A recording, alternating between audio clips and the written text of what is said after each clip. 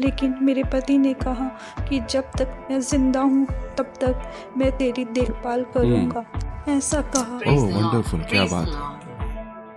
जब एक दिन रात को 12 बजे जब मेरी नींद खुली तो मैंने उसको देखा कि यह बड़बड़ा रही थी। रोते हुए ऐसे मैंने डर के सुना कारण? था कि आप अब से शराब नहीं पीना, मैं सह नहीं पाऊंगी, क्योंकि कर्जे लेकर घर बनाया था। अब हम क्या करेंगे? मैं सोचा कि आत्महत्या कर लूं। ओह, वहाँ के ब्रदर ने कहा कि अब ये हॉल तक जब आ गए हो तो सिर्फ 5 मिनट बैठकर चले जाएं। उन्होंने ऐसा कहा, इसीलिए हम अंदर चले गए और थोड़ी देर बैठकर वापस जाने वाले थे, लेकिन हम वो पूरी प्रार्थना सभा खत्म होने के पूरा बाद होने ही के वहाँ से बाद लौटे। गए।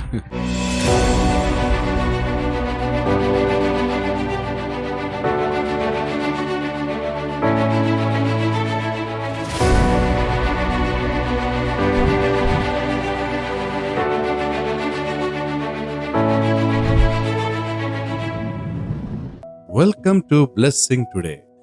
आज का हमारा ये एपिसोड स्पेशल एपिसोड होने वाला है, काफी एक्साइटिंग भी होगा। उन सबसे पहले आइए हम अपने स्पॉन्सर्स के लिए प्रार्थना करें। कौन कौन है? आज के हमारे सबसे पहले स्पॉन्सर शिबू और शनि आर्टिंगल से है। Wow, thank you so hey much. परमेश्वर, आपने उनके जीवन में बहुत सारे अद्भुत काम किए, उसके प्रति Yes, आभार व्यक्त करते हुए उन्होंने ये रकम आपकी सेवकाई में दी है। परमेश्वर की सेवा में बढ़ने का अनुग्रह बहुतायत से मिलने के लिए हम प्रार्थना करते हैं। अगला हमारा स्पॉन्सर मियान टिकरा से प्रमीला है। Thank you so much. हे परमेश्वर, आशमा को, उसकी बेटी को एक स्वस्थ बच्चा होने के लिए हम प्रार्थना करते हैं। बेटी को Yes, उसी Lord. प्रकार गेट की परीक्षा में अच्छे अंकों से उसे उत्तीर्ण होने Yes, में Lord. और साथ ही अच्छी नौकरी मिलने के लिए हम आशीष देते हुए प्रार्थना करते हैं। प्रार्थना। अगला हमारा स्पॉन्सर कुवैत से अनुपा गोपाल पिल्लई है। Thank you so much Anupa. Prabhu, HP level 5.7 से नॉर्मल होने के लिए और साथ ही कोविड के बीच में भी अच्छे स्वास्थ्य के साथ आपने संभाला, इसलिए आभार व्यक्त करते Yes. हुए इसे उन्होंने समर्पित किया है। उन्हें परमेश्वर आप बहुत से आशीष Yes, प्रदान Lord. करें। अपने परिवार के साथ परमेश्वर की सेवा करने के लिए हम प्रार्थना करते प्रार्थना हैं। करते अगला स्पॉन्सर निरंबुर से शांता मोहनदास है। Thank you so much. परमेश्वर, हम सब एक साथ मिलकर आपकी ओर से मिले उस चंगाई के लिए धन्यवाद देते हैं और उसमें बने रहने के लिए और बिना किसी स्वास्थ्य संबंधी Yes. परेशानी के रहने के लिए प्रार्थना करते हैं। और बेटी मोहिता मोहनदास की शादी अच्छी तरह से होने के लिए और Yes. परमेश्वर का अनुग्रह उस परिवार पर बनाए रखे, ऐसा हम आशीष देते हुए प्रार्थना करते हैं यीशु के नाम से, आमेन। आमीन। Thank you so much all sponsors. परमेश्वर आपको बहुत बहुत आयत से आशीष दे। आज के सबसे पहला स्पॉन्सर शिबू अपनी पत्नी के साथ मिलकर आज हमारे स्टूडियो में आए हुए हैं। वो यहाँ पर मुझे लगता है एक टोकरी गवाहियों के साथ आए हुए हैं। सो आई एम रियली एक्साइटेड। हमें उनकी ओर से कई सारी गवाहियों को आज सुननी है। Yes. This is a live story, this is Lord's doing. Amen. तो आइए आज हम स्टूडियो में शिबू ब्रदर पहुंच गए हैं। Welcome Shubhu brother. Yes, Shibu brother और उनकी पत्नी शिनी भी हमारे बीच में है। बिल्कुल। दोनों को हमने अपनी मीटिंगों में कई बार देखा है फिर भी, लेकिन सच में पहली बार मैं इनकी इतनी गवाहियों को सुन रहा हूँ। शिबू ब्रदर, आप खुद अपना परिचय हमारे ब्लेसिंग टुडे के जितने भी दर्शक हैं उनको आप अपना परिचय देंगे? मेरा नाम शिबू है, मैं आर्टिगल में रहता हूँ। ओके। आप क्या करते हैं? हाँ। फिशिंग बिजनेस है ना? हम्म। यीशु मसीह के शिष्य बनने के सारे गुण इनमें है, Yes, क्योंकि exactly. प्रभु ने मछुआरों को ही सबसे पहले प्रेरितों के रूप में चुना था। Amen. वंडरफुल। Yes. शुभू, आप पहले बहुत बड़े शराबी थे, ऐसा बताएं। अच्छा, ऐसा भी एक इतिहास रहा है। आपको शराब की लत कब लगी, उसके बारे में बताएं। मैं शराब पीना अपनी 10वीं कक्षा से शुरू किया था। 10वीं में ही जब हम पार्टी मनाते थे तो उसमें शराब पिया बच्चों करते की थे। पार्टी। क्या बच्चों की पार्टी? वो कौन सा स्कूल है, मुझे जरा देखना हम लोग है। चुपके से जाकर, तो हमें इसके हाँ। बारे में पता नहीं था, सब लोग ऐसा करते थे, इसलिए हाँ। हम भी करने लगे। वहाँ पास में एक शराब का ठेका था, वहाँ पर मिल्ली। दारू मिलता दिल्ली था। में देते ये थे। ठेके का मतलब शराब था, देसी दारू। दारू था? शराब। दारू। हमें पता नहीं था और उसको हम लोग हाँ। जाकर खरीदते और पीते थे। यानी कि जब 10वीं में पढ़ते थे तो आपकी उम्र कितनी रही होगी? 15, 16? मैं 2 बार फेल हुआ हूँ। अच्छा, तो 2 साल और बड़े हो हैं? तो 17 16 या साल 17 की उम्र ही रही होगी।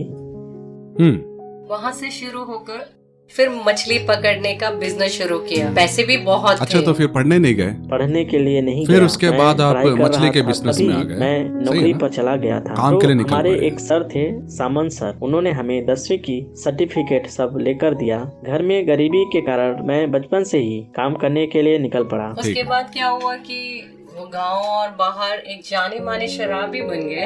आमतौर पर शराब पीने के बाद लोग जाकर सो जाते हैं, लेकिन आपकी अवस्था कैसी थी? मुझे नींद नहीं आती थी। सोते ही नहीं थे। मैं कहीं जाता तो पहले सब ठीक रहता, लेकिन बाद में कुछ झगड़ा करके ही झगड़े के वहाँ बाद से ही घर लौटता आते था। झगड़ा होता था। एक तो ऐसे झगड़े के बारे में हमें बता सकते हो? आपको मजे देने के लिए हम नहीं बोल रहे हैं। अगर इस तरह का कोई भी आपके घर में या आपके रिश्तेदार में हो तो वो कुछ सीख सकते मैं हैं। चाहे किसी शादी समारोह में जाऊं या किसी की मृत्यु की सभा में जाऊं, लेकिन आखिरी में कुछ ना कुछ फसाद वहाँ पर हो जाता था। इसका मेरे परिवार में एक कारण था। मेरे मामा की यानी मृत्यु हो गई अंकल, थी। यानी आपकी माँ के माँ का भाई का मर गए। तब? शराब खरीद के देने के लिए और ऐसे ही उस्काने के लिए भी कुछ लोग थे, और उस शराब के कारण मेरे और उनके बीच में काफी झगड़ा इस हुआ मृत्यु के घर और में? वहाँ से एक बहुत बड़ा लड़कर झगड़ा मैं हो गया। बाहर निकल आया।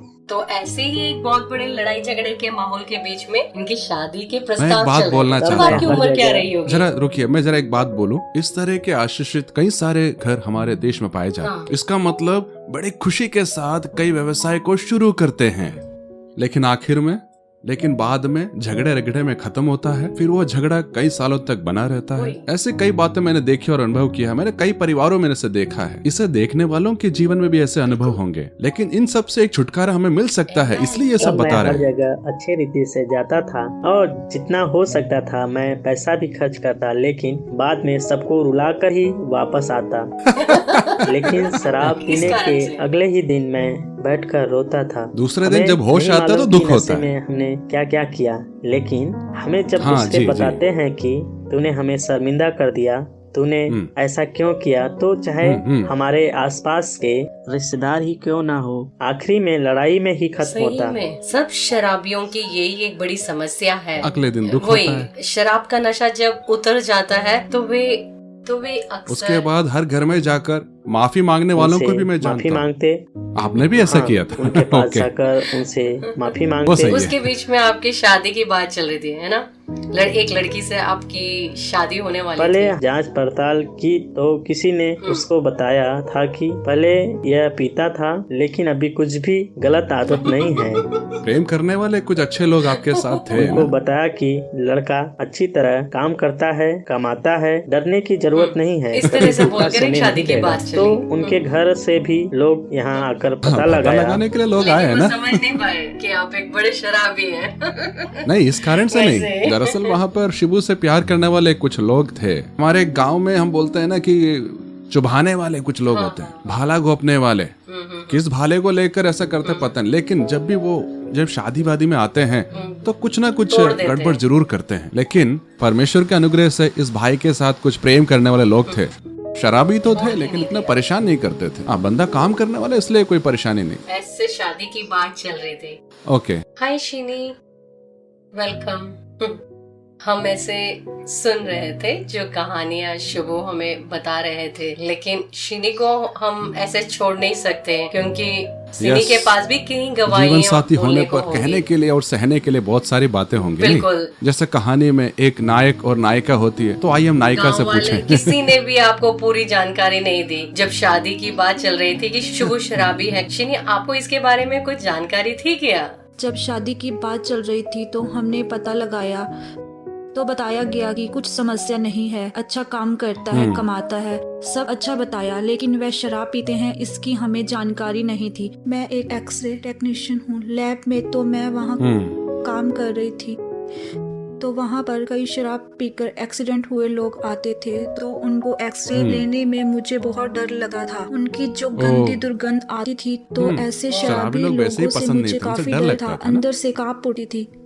तब से ही मेरी एक ही प्रार्थना थी कि मेरा पति शराबी ना हो, जिससे मेरी शादी हो। लेकिन तब की प्रार्थना का बिल्कुल उलट ही मेरे साथ हुआ। ओके। लेकिन बहुत ही उम्मीदों के साथ मैंने शादी के बंधन में प्रवेश किया। एक महीने तक कई भी परेशानी नहीं थी। वह हर रोज काम को पूरा करके 7 बजे तक घर आ जाया करते थे और घर पर ही रहते ठीक थे। है। फिर 1 महीने के बाद दिवाली का दिन था, तो रोज जो व्यक्ति 7 बजे तक घर आ जाया करता था, उस दिन 10 बजे के बाद भी उनकी कोई खबर नहीं थी। तो मैंने उन्हें पहुंचे नहीं। लगातार फोन ठीक है। पर बुलाती रही। पहले तो बोले कि मैं अभी आ रहा हूँ, अभी आ रहा हूँ। के बाद जब मैंने फोन मिलाया तो फोन स्विच ऑफ हो गया था। फिर रात के 12 बज गए, लेकिन वह दिख नहीं रहे थे। तो क्या हुआ उनके साथ, क्या कुछ दुर्घटना घटी, वह कुछ मुझे पता नहीं था और मैं काफी परेशान थी। उनके घर वालों को पता था कि क्या कारण है, कि वह शराब पिए हुए होंगे, रोड पर कहीं पड़े होंगे। उनके घर वालों को पता था, लेकिन मुझे नहीं पता था। फिर 1 बजे वह घर आए और उनकी अवस्था को देखकर ही मेरे अंदर की सारी उम्मीदें टूट गई। पहले ही शराबी व्यक्ति से मुझे डर लगता था, इसीलिए उस समय की उनकी स्थिति को देखकर मेरे अंदर डर बैठ गया। फिर मुझे बहुत डर लगने लगा। उसके बाद वह लगातार हर रोज शराब पीने लगे। तब मुझे पता चला कि एक पक्का शराबी व्यक्ति है, क्योंकि अब कोई उम्मीद नहीं थी। मैं अपने घर वालों को ये बातें नहीं बता सकती थी। उन्होंने बहुत ही कष्ट से मेरी शादी कराई थी। मैंने सोचा कि जाकर अगर घर वालों को बताऊंगी तो वह दुखी होकर, इसीलिए उससे कुछ नहीं कहा। मैंने अपने फ्रेंड्स को नहीं बताया शर्म के कारण, इसीलिए यह मेरे अंदर ही अंदर घुटता रहा था। से मुझ पे डर बढ़ता गया और उनके साथ बाहर जाने के लिए भी मुझे डर लगता था, क्योंकि चाहे खुशी की बात हो, चाहे मृत्यु का घर हो, हर कहीं समस्या पैदा कर देते थे। तो मुझे जाने के लिए बहुत डर लगता था। और उस समय अपने पहले बेटे के साथ मैं गर्भवती हुई। उसी समय मैं कई बार बिना खाना खाए, उस समय खाना खाने की इच्छा नहीं होती थी। ऐसी स्थिति के कारण खाने को नहीं था या मन के दुख के कारण? खाने के लिए कुछ नहीं था, लेकिन मानसिक दुख के कारण खाना नहीं खाने का मन नहीं करता। दिनों तक मैं ऐसे ही भूखी रही। घर वालों दिखाती थी कि मैंने खाना खा लिया, लेकिन बिना खाए लेट जाया करती थी। किसी को नहीं पता चलता था कि मेरा पति भी शराबी कर बिना होश के सारी हरकतें दिखा सो जाया करता था। फिर उससे कुछ होश नहीं रहता था, लेकिन मैं बिना सोए रोते बैठी रहती थी। फिर कब सवेरा होता पता नहीं चलता, ऐसे ही रोते बैठती। तब मैं इसी तरह प्रार्थना करती थी कि मेरी प्रार्थना कोई ईश्वर नहीं सुन रहे। ऐसे बैठकर रोते हुए प्रार्थना करती थी। और इस बेटे के गर्भ में आने के बाद जब बेटे का जन्म हो गया, उसके बाद जब 28 दिन पूरे हो गए, डॉक्टर ने जांच करने के बाद कहा कि इसके अंदर डर बैठने के कारण पहला बच्चा जब 28 दिन का हुआ तो आपको मिर्गी का दौरा पड़ा। क्योंकि जब भी ये कोई टेंशन वाली बात सुनती तो ऐसा होता था, तो ऐसा चलता रहा। उसका इलाज 1.5 साल तक मैंने लिया। डॉक्टर ने कहा कि एक दिन भी मिर्गी की दवाई लेना मत भूलना, लगातार लेते रहना के कारण उन्होंने कहा। लेकिन घर वाले, साथ ही घर में आर्थिक स्थिति ठीक नहीं थी। पति वैसे ही शराब में काफी पैसे उड़ा देते थे और अब ट्रीटमेंट के लिए भी काफी पैसा लग जाएगा। वैसे एक दिक्कत और, साथ ही घर वाले भी ठेस पहुंचाने वाली बातें कहते, एक बहुत ही दर्दनाक स्थिति से मुझ पर दोष लगाते थे। मुझे छोड़ दो, ऐसा किसने उन्होंने कहा? मेरे पति से आपने अपने पति से कहा? घर वालों ने मेरे आपको छोड़ पति देने से के लिए कहा कि मुझे छोड़ दे। तब मैंने भी अपने पति से कहा मुझे छोड़ दो। अच्छा, आपने उनसे कहा? क्योंकि अब कोई उम्मीद नहीं है, जिंदगी भर अब दवाई खानी पड़ेगी। आप उन पर एक बोझ नहीं बनना चाहती थी। लेकिन मेरे पति ने कहा कि जब तक मैं जिंदा हूँ तब तक मैं तेरी देखभाल करूँगा, ऐसा कहा। ओह वंडरफुल, क्या बात है। तो शिनी अभी बहुत ही विचित्र अजीब स्थिति का सामना कर रही थी, क्योंकि मिर्गी के दौरे पड़ते थे। अब कोई बच्चा नहीं होना चाहिए, ऐसा डॉक्टर ने कहा। ऐसी एक अवस्था में जब वो थी, तब शिबू आपकी मानसिक अवस्था और जीवन शैली कैसी थी? वह समय बहुत कष्ट का समय था, क्योंकि घर वालों ने भी कहा कि उन्होंने जानबूझ कर हमें धोखा दिया है। हमें धोखा दिया ऐसे? तो कह रहे थे कि पहले से यह लड़की बीमार थी और फिर धोखे से शादी करा दी, इसलिए ऐसा बेटा हमारे दुखी घर हो वाले गया। बोल रहे थे। लेकिन मैंने कहा कि नहीं माँ, इसने मुझे पहले कभी शराब पीते हुए नहीं देखा था। 2-3 महीने तक उसे पता नहीं था, लेकिन एकदम से उसने मुझे ऐसे देखा और हमारे बीच में झगड़ा भी हुआ और वह बुरी तरह से डर गई है। मुझे ऐसा तब पता चला कि जब एक दिन रात को 12 बजे जब मेरी नींद खुली तो मैंने उसको देखा कि यह बड़बड़ा रही थी। रोते हुए मैंने सुना था कि आप अब से शराब नहीं पीना, मैं सह नहीं पाऊंगी, ऐसी मैंने सुना। तो मैंने यह बात अपनी माँ को तो नहीं बताई, लेकिन अपने मन में इस बात को रखे रहा। घटना आपके मन में याद थी, इसलिए आप उन्हें उसे छोड़ देने के लिए तैयार नहीं थे। इसलिए अपनी पत्नी को छोड़ने के लिए राजी नहीं हुए। इसलिए मैं उसे छोड़ने के लिए तैयार नहीं हुआ। तभी मुझे बताया था उसने, लेकिन डॉक्टर ने उससे अकेले बारी से मुझे भी बुलाकर बात की। तब मैंने सारी बातें बता दी कि सर ऐसी घटना हुई है। तो डॉक्टर ने जल्दी से ही उसका पता लगा लिया। स्कैनिंग में भी कुछ नहीं मिला। आखिरी में ईसीजी में पता चला कि उसके सर की नस में कोई समस्या है।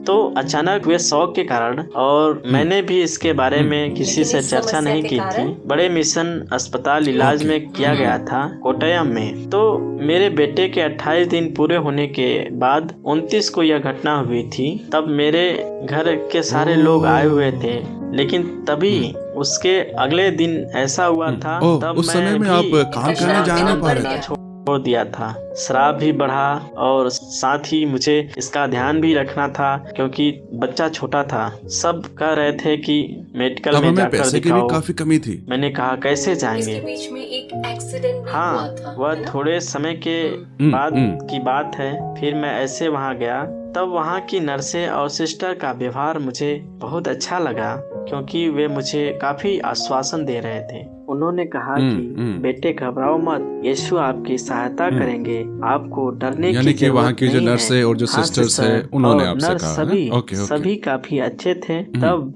सीनी ने कहा कि आप मुझे छोड़ दीजिए। उसने कहा क्यों छोड़ देने को? हाँ, आप क्यों सह रहे हो? हाँ, मुझसे कहा। उसने हाँ, उसने कहा था आप मुझे मेरे घर छोड़ दो, मुझे कोई दुख नहीं, मेरी दवाइयाँ पर इतना खर्च हो रहा है, इसलिए आप अपना पैसा खत्म मत करो, ऐसा मुझसे कहा है। भाई शिबू, ऐसी पत्नी कहाँ मिलेगी? और ऐसा अच्छा पति भी कहाँ मिलेगा, क्योंकि इतनी बीमारी होने पर भी साथ रहा। पहले जब शिबू नीचे मेरे साथ बैठकर ऐसे बात कह रहे थे तो उन्होंने मुझसे एक बात कही, लेकिन अभी उसने यहाँ पर वह नहीं कही। अगर मुझे ऐसी कोई बीमारी होती तो वो मुझे कभी नहीं छोड़ती, ऐसा मुझे यकीन था। इसलिए ऐसी एक बीमारी होने पर भी शराबी तो है, लेकिन उसका निर्णय काफी स्ट्रॉन्ग था, इसलिए वो एक बिग सैल्यूट भी मुझे। और इस तरह आपका जीवन आगे बढ़ता रहा। कई समस्याएं, घर बदलना पड़ा, कई घटनाएं हुई। ऐसे में जब घर में जिम्मेदारियां बढ़ने लगी तो मैंने फिर इसे इसके घर भेज दिया। तो जब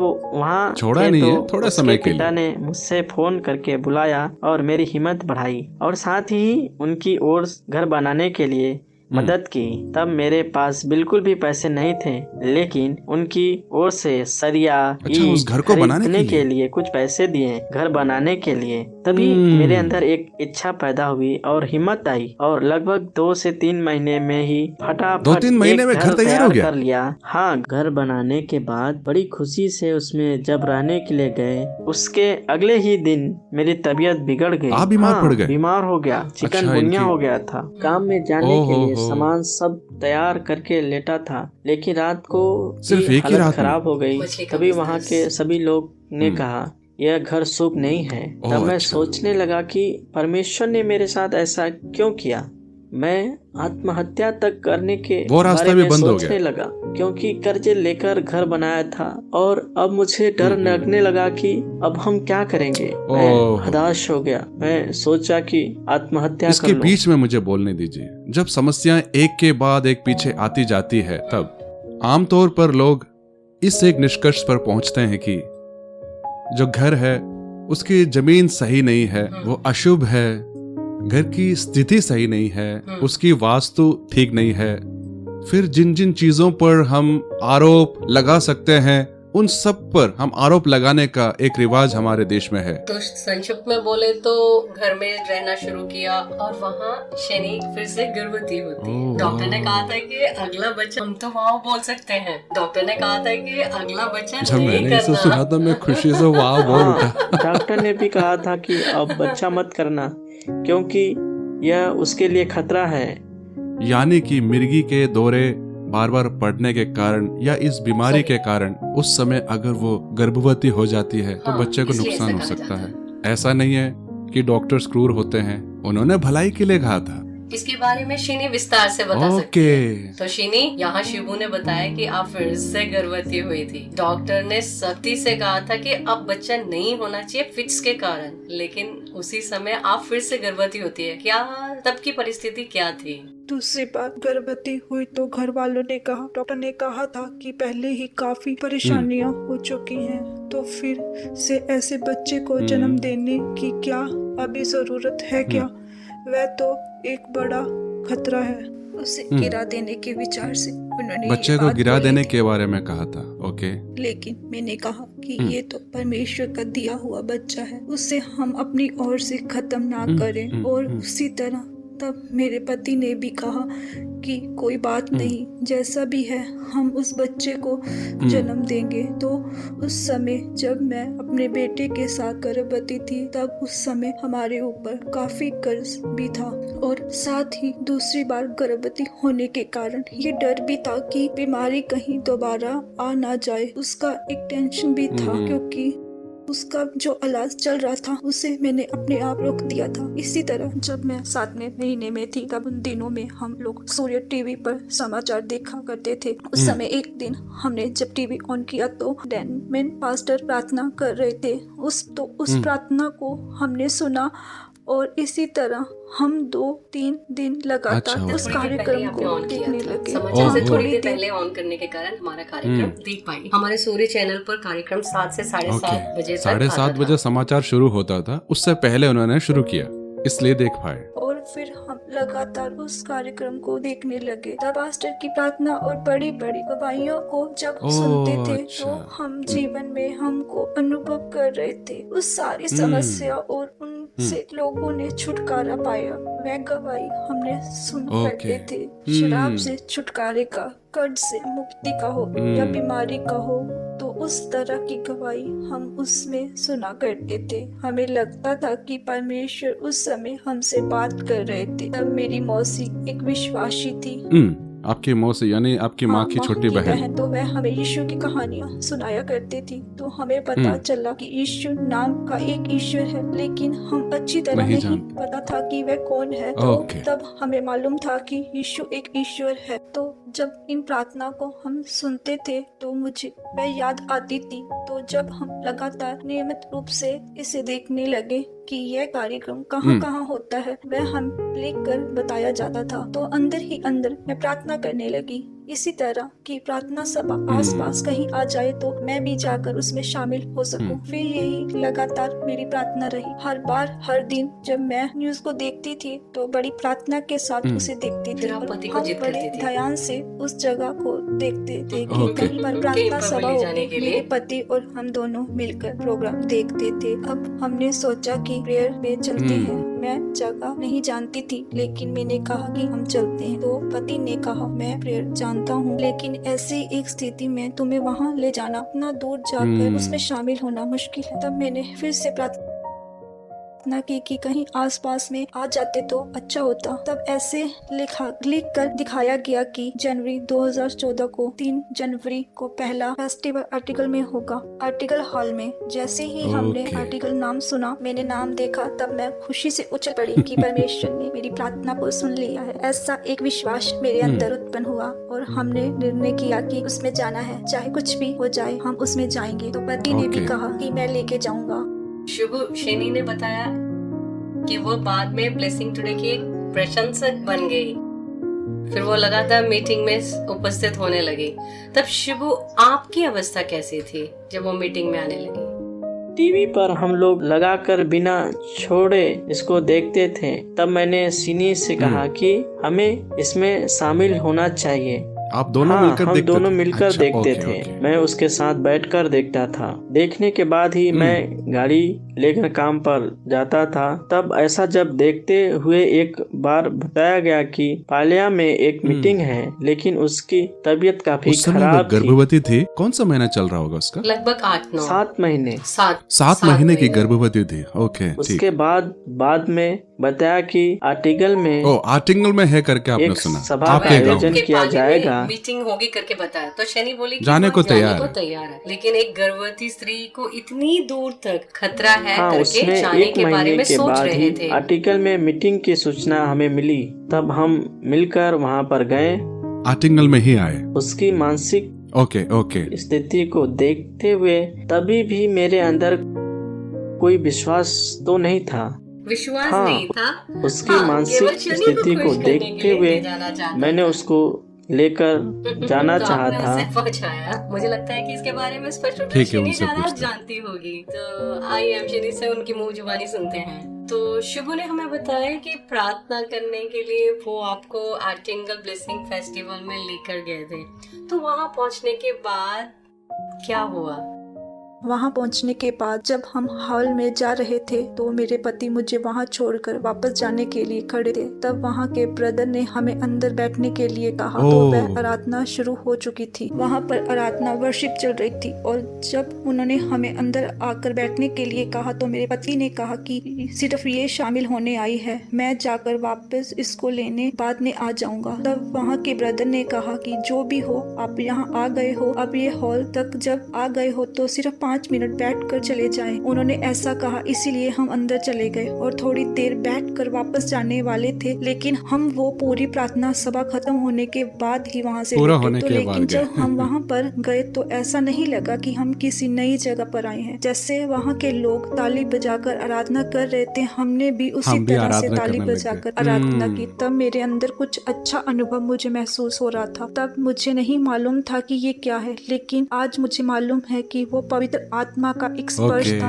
अभिषेक। सेशन के दौरान उसके बाद मैं पास्टर के पास प्रार्थना करने के लिए गई, क्योंकि मैं गर्भवती थी, इसीलिए वहाँ पर यूं मैं खड़े होने की जरूरत नहीं पड़ी। तो आपसे जल्दी मिलने का अवसर प्राप्त हुआ। मुझे बताया गया कि आपके पास आकर सारी बातें हम नहीं बता सकते क्योंकि समय की कमी है, क्योंकि कोई और लोग खड़े हैं और समय कम होता है। लेकिन उसके बाद जैसे ही मैं पास्टर के पास पहुंची तो पास्टर ने मुझसे पूछा किस लिए प्रार्थना करनी है। तब मेरे पति ने उनको सब बातें बताई, मेरी बीमारी के बारे में, मैं गर्भवती हूँ, ये सब उनको बताया। तब पास्टर ने मुझसे कहा, मैं अभी सिस्टर आपके लिए प्रार्थना करूंगा, लेकिन आप अपने मन में विश्वास रखें, परमेश्वर आपको चंगा करेंगे। ऐसा सिस्टर आपने मन में दृढ़ विश्वास रखें और मैं आपके लिए प्रार्थना करता हूँ। तो हमारे पास उस समय विश्वास करने के अलावा कोई उपाय नहीं था, इसीलिए जब पास्टर ने प्रार्थना की तो मैंने उससे ग्रहण किया। उस दिन प्रार्थना करने के बाद आज इस पल तक फिर से मेरी की वह बीमारी पास कभी नहीं आई है। Praise God.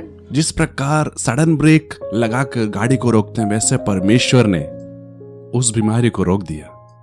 साधारण रूप से देखा जाए तो जिंदगी भर दवाई लेने वाली एक बीमारी है, गर्भवती भी है, लेकिन प्रभु ने इन सबको, मैं अभी ये सब मैंने कहा होगा लेकिन मुझे याद नहीं आ रहा, लेकिन प्रभु ने जो चमत्कार किया कितना महान है। इस तरह डॉक्टर ने, जब हम इस जांच को कराने के लिए गए तो 2-3 दिन पहले ही इसे एडमिट कर लिया गया। पहले से ही उन्हें डिलीवरी के लिए एडमिट कर दिया। हाँ, तो हम लोग सिर्फ जांच कराने के लिए गए थे, लेकिन डॉक्टर ने कहा कि इसकी डेट हो चुका है, तो पहले ही एडमिट कर लिया और देखा समय होने पर भी नहीं हो रहा, नॉर्मल डिलीवरी नहीं हो रही, क्योंकि पहले का सिजेरियन था। तो हमने देखा, हमने इंतजार किया, लेकिन नॉर्मल डिलीवरी नहीं हो रही। तो डॉक्टर ने मुझे बताया और मुझे एक स्टाम्प लगे हुए पेपर वगैरह दिया और मुझसे कहा कि हमने आपको पहले ही सब बता दिया था और इससे बहुत बड़ा खतरा भी है, या नहीं हम सबको बुलाकर हस्ताक्षर करा ताकि उन पर कोई आरोप ना लगे। या तो बच्चा मिलेगा या माँ, इसमें कोई एक ही बाहर आएगा, कोई भी एक जन ही घबराना नहीं, बस आप परमेश्वर से प्रार्थना करें, ऐसा उन्होंने कहा। तब हमें वहाँ एक एर्नाकुलम का प्रेयर लाइन नंबर मिला था, जो एर्नाकुलम में हमने बुलाया और मैं वहाँ पर नहीं बुला पा रहा था, इसलिए एर्नाकुलम में बुलाने का मतलब सेंटर का ओह ब्लेसिंग टुडे प्रेयर लाइन में बुलाने के लिए आपकी माँ ने आपसे कहा, सही है ना? 0484422211 उस नंबर पर बुलाने के लिए मेरी कहा। माँ को वह नंबर मिला था, माँ ने ही बुलाया। आपकी माँ ने ही बुलाया। हम फोन करने मानसिक की अवस्था नहीं मानसिक थी। स्थिति जब में अभी मैं नहीं वहाँ है। पर था तो मेरी माँ ने कहा कि मैं फोन करती हूँ, तो माँ ने फोन किया और माँ ने बुलाकर वो फोन दिया और कहा कि उनसे सब प्रार्थना विषय बोलो। तब एक स्वर्गदूत जैसे एक व्यक्ति ने हमारे लिए प्रार्थना आपके लिए की। प्रार्थना तो की। प्रार्थना करने के बाद बोले 5 मिनट के बाद एक बहुत ही आशीषित बच्चा परमेश्वर आपके प्रार्थना लाइन में जब बुलाया हाथ तो में उन्होंने देने कहा, वाले हैं। मैं हैरान रह गया और 5 मिनट के बाद ही बहुत ही सुंदर एक बच्चा एक नर्स ने अपने हाथ से मुझे दिखाया। हालेलुया। 5 मिनट बोला तो 5 मिनट में तब परमेश्वर ने मुझे चमत्कार विश्वास किया। हो गया कि एक सच्चा जिंदा परमेश्वर है। बढ़ने लग गया, क्योंकि वहाँ आप शराबी थे फिर भी आपका विश्वास बढ़ने लग गया। क्योंकि वहाँ पर बहुत बड़े बड़े 3 डॉक्टरों ने मुझसे कहा था कोई उपाय नहीं, अब कुछ नहीं हो सकता, क्योंकि उनके पूरे कोई घर एक जन में ही बच सब पाएगा। लोग डॉक्टर हैं, पत्नी पति सब, तो उनकी पूरी फैमिली डॉक्टर है। सब। उन्होंने कहा था कि कुछ नहीं हो सकता, ऐसा उन्होंने कहा था। लेकिन बाद में डॉक्टर को ही बहुत खुशी हुई। शिबू ने काफी विस्तार पूर्वक इस जब आप गर्भवती थी तब जो एडमिट हुए वहां पर हुए चमत्कारों के विषय में हमें बताया। डिलीवरी के समय के वहां परमेश्वर ने एक तेजस्वी बच्चे को दिया करके बताया। तो उस समय शिनी आपकी अवस्था क्या थी उस जगह पर, क्योंकि आप अंदर थी ना, ये सब बाहर की घटनाएं थी। तो जब से वह प्रेयर डायरी मैंने लेकर गई तब से उस समय मेरी प्रेगनेंसी के समय की प्रेयर निवेदन लिखा गया था, कर्ज के मुक्ति का निवेदन। इससे प्रार्थना करने के बाद ही मैं सोती थी, इसी लेकर मैं हर दिन प्रार्थना किया करती थी। तब हॉस्पिटल में गए तब भी इस प्रेयर डायरी को अपने साथ ले गई थी। ओह हॉस्पिटल में उसे भी अपने साथ लेकर गई। सब लोग फ्लास्क, बर्तन, कपड़े, तकिया ले जाते वक्त ये अपने साथ प्रार्थना डायरी लेके गई। Praise God.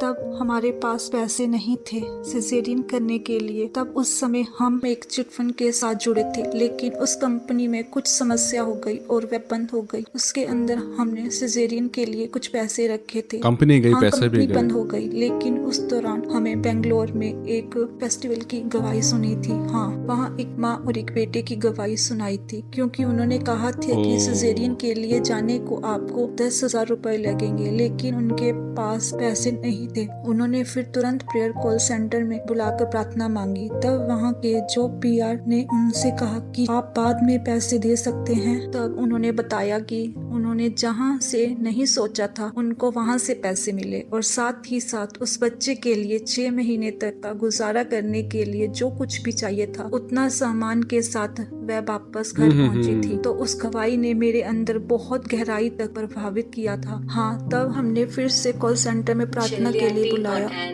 एन की प्रेगनेंसी की बड़ी गवाही थी। हमारे मोती जॉर्ज की गवाही। हाँ यस यस, हाँ याद आ गया यस।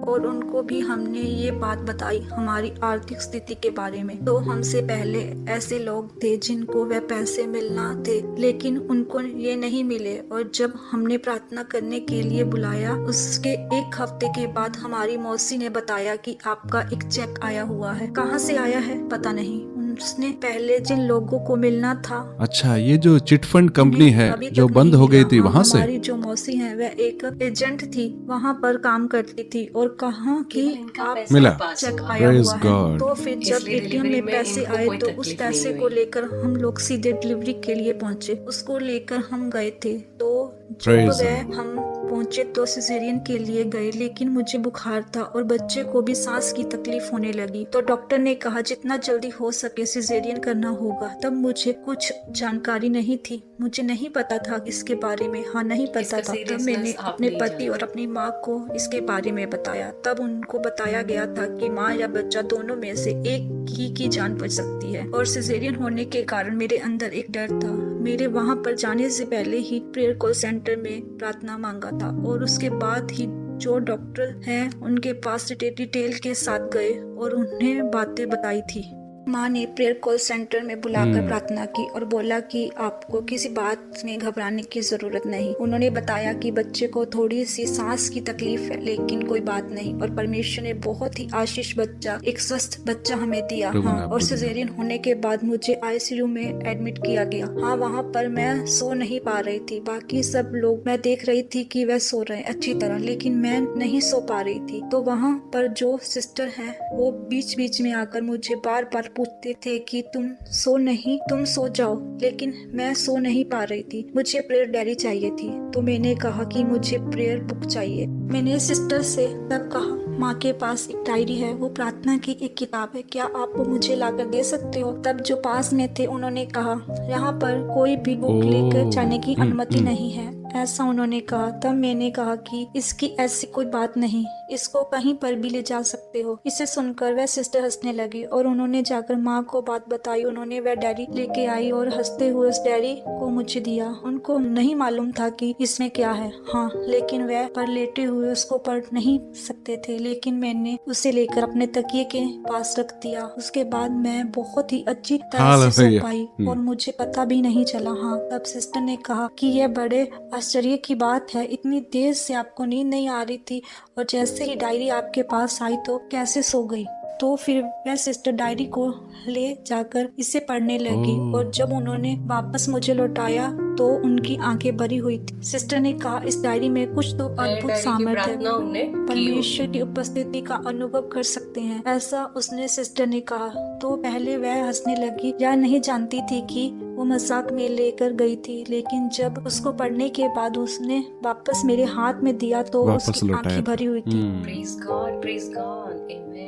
शिबू, मैंने अभी इन सारी कहानियों को सुना, आंखें भर आने वाली, आंखों में आंसू लाने वाली कहानियां। मैं भी अपने आंसुओं को रोक नहीं पा रहा हूँ। मेरा एक सवाल ये है, आपकी 10वीं क्लास में जो शराब पीने की लत शुरू हुई थी वो कब रुका और कैसे रुका? हाँ, अभी भी जारी है। जब परमेश्वर हमारे जीवन में ऐसी भलाइयों को करने लगे तो मेरा विश्वास धीरे धीरे बढ़ने लगा। एक एक चमत्कारों को देखते हुए मेरे अंदर विश्वास बढ़ने लगा। ब्लेसिंग फेस्टिवल में गए, वहाँ पर पास्टर ने हमारे लिए प्रार्थना की। जैसे पहले बताया, उसके बाद आज के इस समय तक मिर्गी का दौरा नहीं पड़ा। डॉक्टर ने कहा था कि उसके मरने तक उसे वो दवाइयाँ लेनी पड़ेगी। ऐसा कहा था कि मरने तक उसे दवाइयाँ लेनी पड़ेगी। तो ये आपने आर्टिकल में ही प्रार्थना करवाई थी? उसकी नस में समस्या हो गई थी। तब तो हमारे पहले तब वहाँ पे प्रार्थना कराई तो ठीक हो गई। हमसे पूछा, क्या आप विश्वास कर सकते हो? उसने कहा कि हाँ, मैं विश्वास करती हूँ। उस समय से लेकर इस समय स्टूडियो में बैठने के इस समय तक फिर कभी नहीं आया। और जब मेरा बच्चा 40 दिन का हुआ तब हम ब्लेसिंग फेस्टिवल में आए थे। का हुआ तो आप आर्टिकल से यहाँ पर आए गवाही बच्चे के साथ। उसके बाद हम वहाँ पर आए और फिर प्रार्थना में शामिल हुए और उसके बाद धीरे धीरे मेरा प्रभु पर विश्वास बढ़ने लगा, प्रभु के प्रेम में बढ़ने लगा। मुझे भी नहीं मालूम, लेकिन मैंने कई बार रोकने की कोशिश की। 2 महीने, तो इससे पहले कोशिश करने पर कुछ महीने के लिए थोड़ी राहत मिल जाती है, लेकिन बाद में उससे भी भयंकर स्थिति हो जाती है। भी 2-3 महीने के लिए उन्होंने शराब रोके थे, फिर से उन्होंने शुरू कर दिया। उसके ऊपर मैं उसको नहीं रोक पा रहा था, अपने ऊपर नियंत्रण नहीं कर पा रहा था। 2 या 3 महीने और भी मुझे नहीं मालूम कि कब इसकी लत छूट गई, जब परमेश्वर के साथ अच्छा रिश्ता हुआ। फिर अच्छा, वहाँ पर आप नियमित रूप से प्रार्थना में जाने लगे? बताया था कि वहाँ पे एक सेंटर है, तो मैं वहाँ पर जाके रहा। तो पास्टर से हमारा एक सेंटर है, वहाँ पर आप जाओ और प्रार्थना करो। और उसके उस संगति में जाने के बाद से मेरी पता भी नहीं चला लत कब छूट गई, अपने आप चली गई है। Praise God. ब्रदर ने एक सवाल आपसे पूछा था, क्या अभी भी आप शराब पीते हो? तो कितने साल हो गए उसको छोड़कर? मुझे नहीं मालूम, पूरी तरह से जो रोक कर कैसे और कब इसकी लत छूट गई पता भी नहीं हमें। वो तो वास्तव में एक बड़ा चमत्कार है। लगभग 6 साल से ज्यादा हो गया है। नहीं मालूम। ये वो पहले मैं जहाँ पर भी जाता था वहाँ मेरे रिश्तेदार मुझे नकारते थे, लेकिन अभी जब भी कोई बात एक समय होती में है लोगों ने आपको अलग कर दिया तो था। मुझे बुलाते हैं और सलाह लेते हैं, और कई बार यहाँ मुझे आकर भी ये क्या आश्चर्य परेशानी होता खड़ी है, करेगा? क्योंकि जब पहले मैं बोलता था तो सबको डर लगता था, क्योंकि मैं शराब पीकर जाता और झगड़ा करता था। लेकिन अब मेरे रिश्तेदार और सब लोग मुझे बुलाते हैं, क्योंकि सबको मालूम है कि अभी मेरे जीवन में बहुत क्या खुश हैं, परिवर्तन हुआ है। परिवार में परमेश्वर वापस को जानने अपनाए के गए। बाद शराब की Praise लत मैंने छोड़ दी। इसका मतलब गांव वालों के, परिवार के और सब लोगों के सामने एक बड़ी गवाही है ये। यस, शिबू अब पुराना इंसान नहीं है, शराबी नहीं है, अब एक नया इंसान बन चुका है। ठीक है, प्रभु को जानने के बाद एक एक करके छोटी बड़ी कई सारे जीवन के अनुभव आपने बताए, लेकिन व्यापक रूप से आपके जीवन में क्या महत्वपूर्ण परिवर्तन आया, किस तरह शिबू में बदलाव आया, क्या उन्हें संक्षिप्त में बताओगी? उसके बाद हम कोची ब्लेसिंग सेंटर में आए।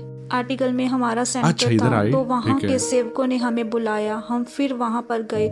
फिर वहाँ जाने के बाद हम हर हफ्ते वहाँ पर जाने लगे और संगत में शामिल होने लगे। एक हफ्ता भी हम मिस नहीं किया करते थे, लगातार जाते थे। तब मुझे अपनी बातों को बुलाने के लिए एक जगह थी। ऐसा एक विश्वास मेरे अंदर आया, मेरी निराशाओं को, दुखों को बांटने के लिए कुछ लोग। तब उन सेवकों ने हमारे लिए प्रार्थना की और हमारे घर में ये है संगति यही संगति की शक्ति है। या तो वह सब हमारे लिए बहुत ही आशीष का कारण रहे। फिर धीरे धीरे हमारी परिस्थिति में बदलाव आने लगा, शांति और खुशी आने लगी और धीरे धीरे आंसू मिटने लगे।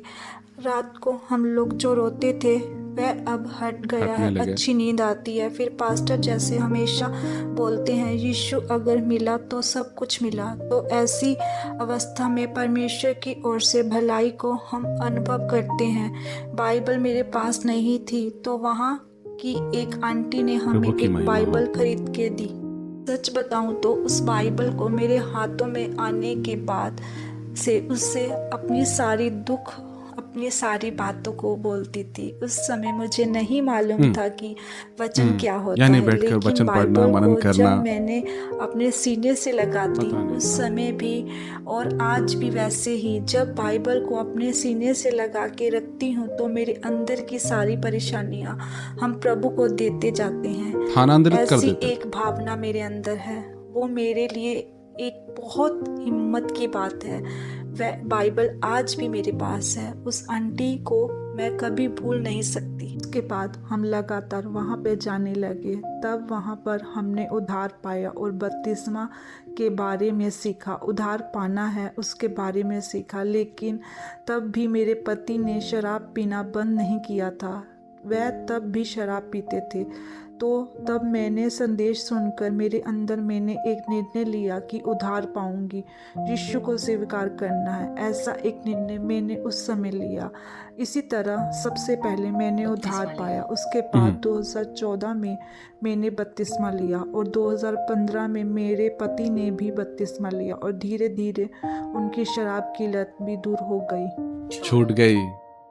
जब एक व्यक्ति ने परिवार में बपतिस्मा लिया तो उस घर की जो दुष्ट आत्माएं थी वो सब भाग एक एक करके चली गई। इसके बीच में एक संदेश मैं आप सबको देना चाहता हूँ।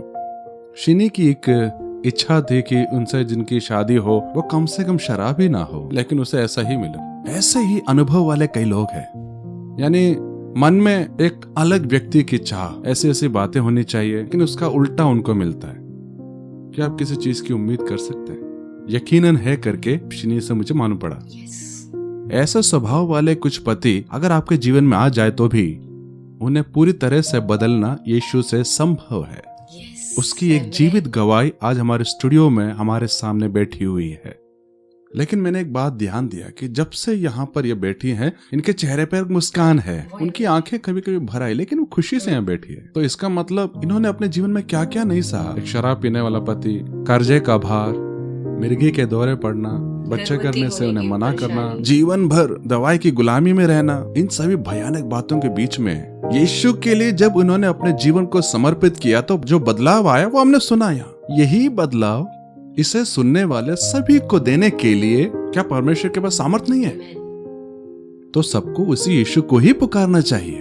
भाई शिबू, एक और बात, अभी 5-6 साल से आपने शराब को हाथ नहीं लगाया। 2014 के बाद आपका यीशु मसीह के साथ अधिक संबंध बना, लेकिन लगभग इस 6 साल के बीच में आपके जीवन में क्या क्या परिवर्तन हुआ? हमने जैसे यहाँ पर सुना यीशु के पास आए, हम अक्सर यहाँ पर बोलते हैं यीशु को मिला तो सब कुछ मिला। तो ऐसी कौन सी बातें हैं जो आप हमें उठाकर बता सकते हैं? बहुत सारी बातें होंगी छोटी बड़ी, लेकिन कौन सी ऐसी बातें हैं कि परमेश्वर ने आपके जीवन में किया? जो कुछ भी परमेश्वर ने किया सब कुछ उठा के बोलने लायक सब कुछ ही बताने लायक है। क्योंकि उस समय तक मैं पूरी तरीके से कर्ज में डूबा हुआ एक जहाज था, लेकिन परमेश्वर को अधिक जानने और मेरे शराब की लत को छोड़ने के बाद मुझ पर जो कर्जा था वो दूर हो गया। जब से आपकी शराब की लत छूटी तब से आपका कर्जा भी खत्म होने लगा।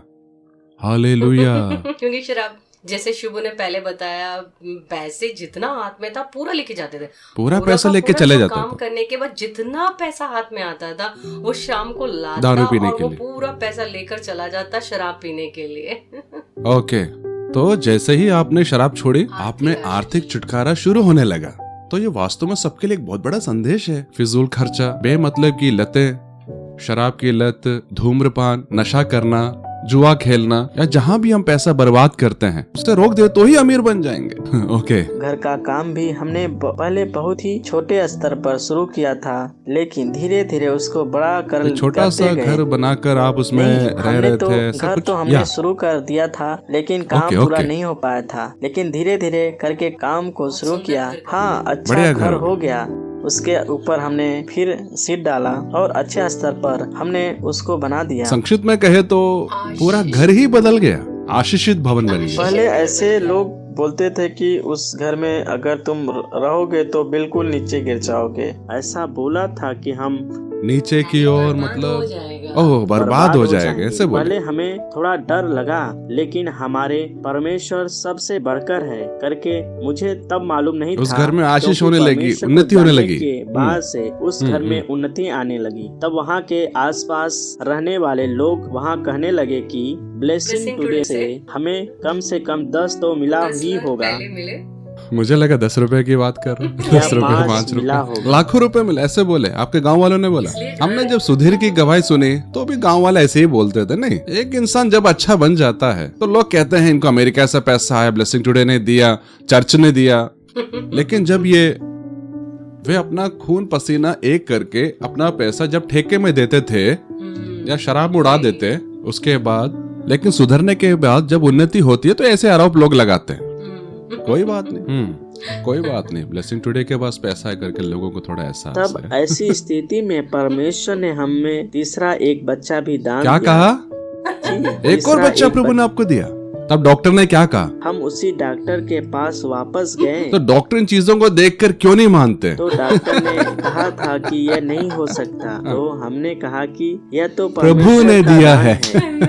और कोई कॉम्प्लिकेशन नहीं था अगले बच्चे को। तो जब वो डॉक्टर हमें देखते हैं तो उनको बड़ा आश्चर्य होता था, क्योंकि वे जो कुछ भी बोलते उसके विपरीत ही होता था। लेकिन परमेश्वर हमारे साथ बिल्कुल परमेश्वर को नहीं जानते थे तो डॉक्टर के पास जाते थे, उनके पैर पड़ जाते थे। ऐसा एक समय था कि हमें और कोई नहीं है, कारण पत्नी को वापस लौटा दे। कारण यह है कि सच्चे परमेश्वर को जानने से पहले डॉक्टर ही इनका ईश्वर था, समझ गए? तो कैसे भी पैर पड़ के पत्नी को लौटा दीजिए। डॉक्टर जिम्मेदार होते हैं, लेकिन वो लोग कुछ स्टैम्प वगैरह लगा के कुछ पेपर में साइन कराते हैं। मैं इसका जिम्मेदार नहीं हूँ।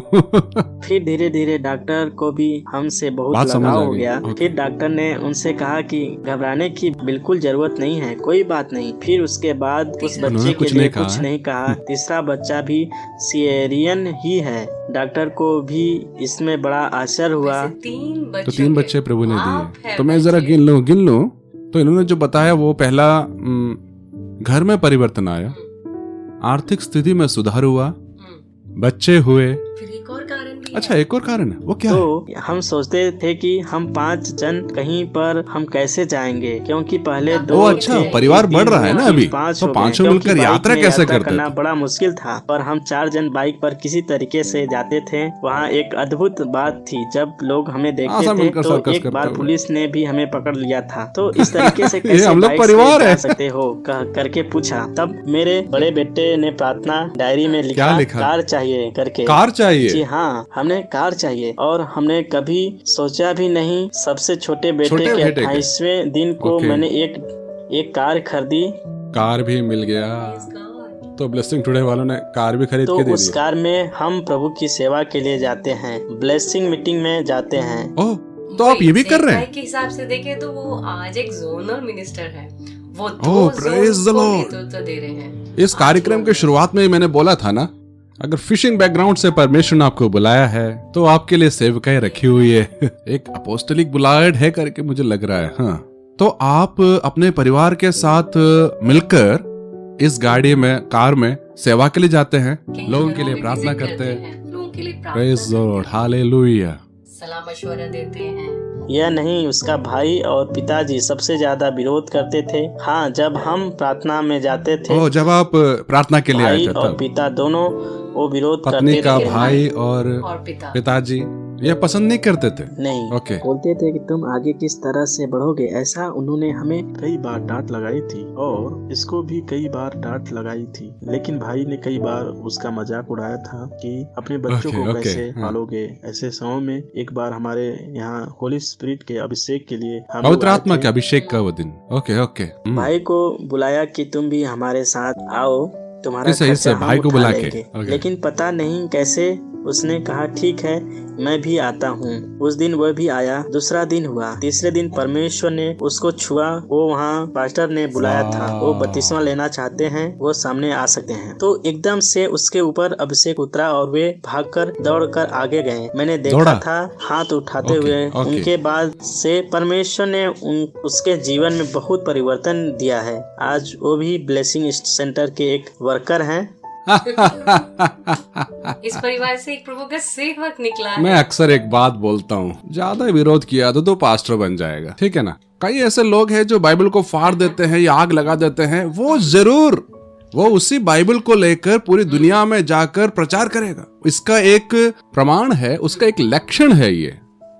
उसी तरह सीनी के पिताजी बहुत भयंकर तरीके से विरोध रहे थे, तभी उनको एक स्ट्राइक मार गया।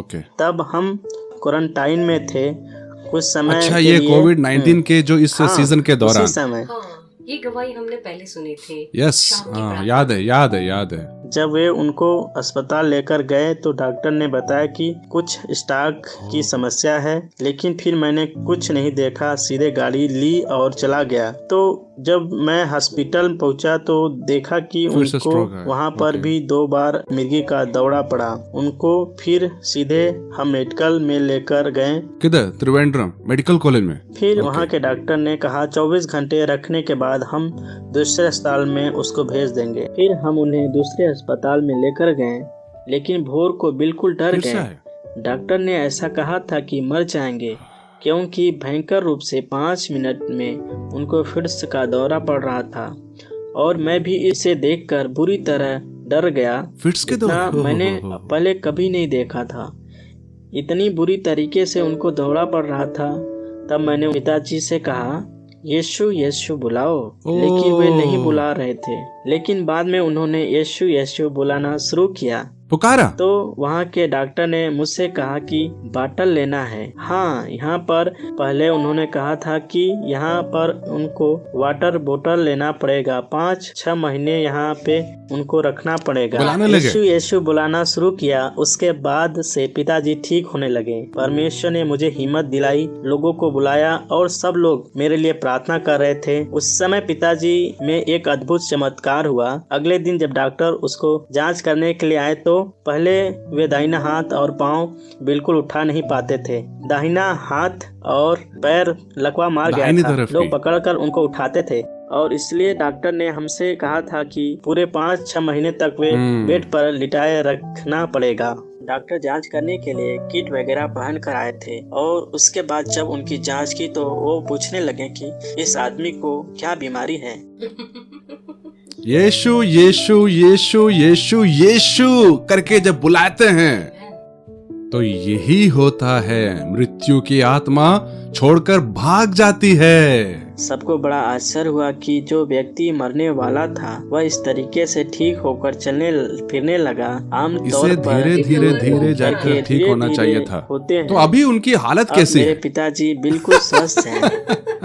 मैंने देखा आप सारे परिवार मिलकर, है ना, परिवार के सब लोग वे चेकअप के लिए गए हैं।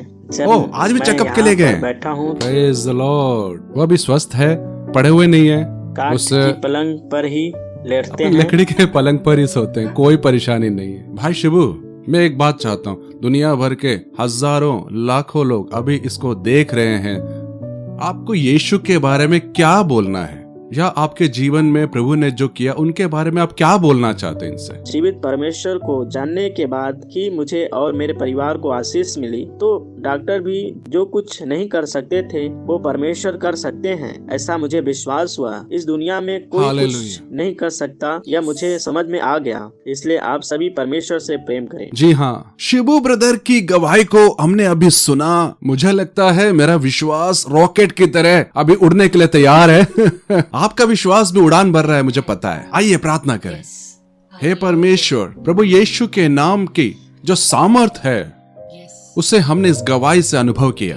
किसी भी परिस्थिति में, एक शराबी हो सकता है, रोग की अवस्था में हो सकता है, गरीबी की सबसे बुरी स्थिति में हो सकते हैं, लेकिन यीशु के नाम को पुकारने पर अगर छुटकारा है तो अभी से छुटकारा काम करने पाए।